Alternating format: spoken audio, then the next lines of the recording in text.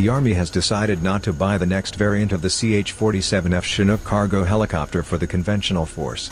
But on Wednesday, confusion about the future of the platform suddenly seemed murky, with a key Army leader indicated the decision could change down the road while another said there's no going back. And while it remains unclear what the Army might ultimately do, Boeing is fighting to build its Chinook Block II variant as planned, arguing that even if the service ultimately decided to field the version with a new rotor blade design and transmission to the active force several years from now, it might be too late to repair the damage to its industrial base and production line. The Army decided in its fiscal year 2020 budget request that the Block II Chinook would be one of the bill payers for its high-priority modernization efforts.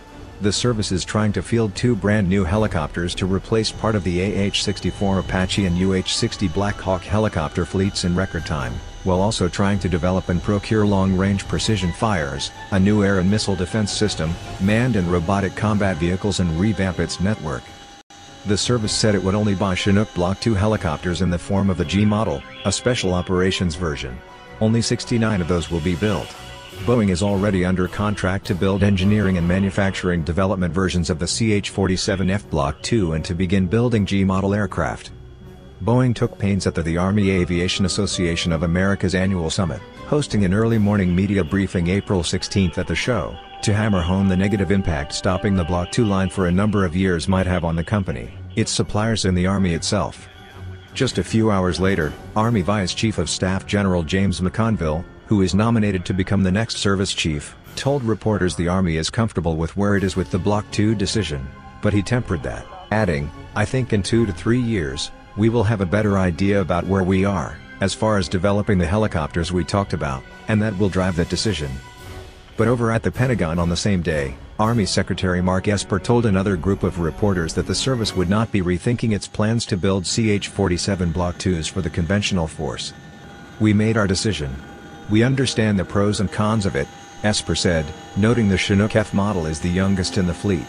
"We've met our acquisition objective, and so what we need to do is invest that money into future vertical lift."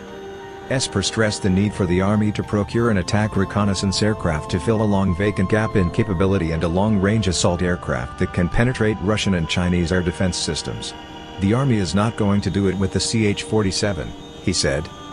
McConville, however, said the Army needed to see where it could get with its two future helicopter programs, the Future Attack Reconnaissance Aircraft and the Future Long-Range Assault Aircraft, before firming up a decision on its current fleet. "When it sees aircraft flying," he said, "the service will have a much better idea what they can and can't do." In the meantime, the Army is working closely with industry to maintain the industrial base, McConville said. "There are some foreign military sales options, there is the Gulf model option," he said, "and those are all coming together to help us keep our options and keep their options open as we go forward." Germany and Israel are in the market for cargo helicopters, and Boeing is competing for both. But for Boeing, that's not going to be good enough.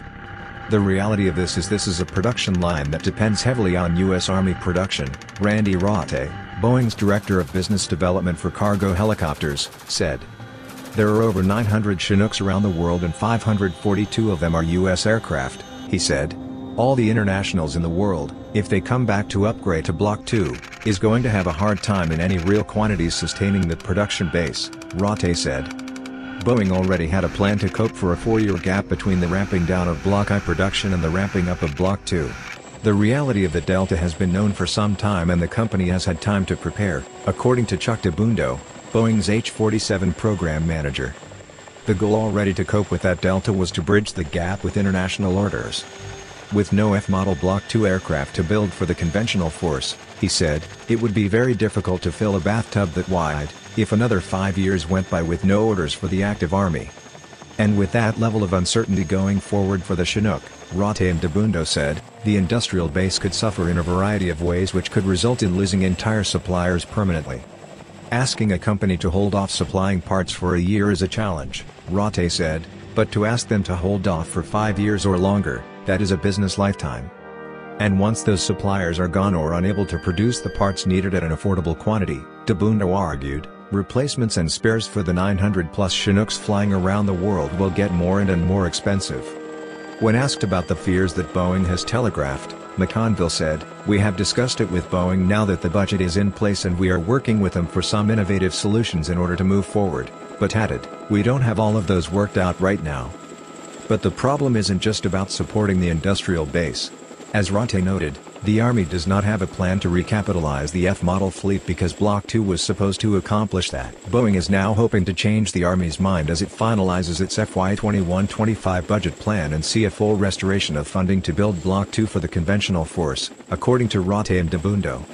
The company is also lobbying on Capitol Hill to restore the $28 million it need in the FY20 budget to proceed as planned. Additionally, Boeing continues efforts to think even farther afield, to a Block III version of the Chinook that would finally replace the 1970s-era T-55 engine with something more powerful and efficient. But, if the Army never buys Block II F models, moving from Block I to a Block III version would be problematic, according to Rote. Block II established the additional structure to hold a more powerful engine, for example, he said. "I'm not saying you can skip Block II and go straight to Block III, Rote said, but there will be major repercussions to how you would lay that out and would require complete rethinking of the strategy.